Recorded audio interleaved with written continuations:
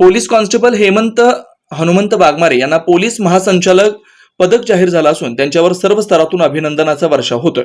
Police constable Hemant Hanumant Waghmare यांना नुकतेच police महासंचालक महाराष्ट्र राज्य मुंबई यांच्याकडून महासंचालक पदक जाहीर झालं असून दिनांक 1 मे रोजी महाराष्ट्र दिनाचा औचित्य साधून हेमंत वाघमारे यांना हे महासंचालक पदक प्रदान करण्यात येणार आहे। त्यांना हे पदक जाहीर झाल्यानंतर त्यांच्यावर सर्व स्तरातून अभिनंदनाचा वर्षाव होतोय।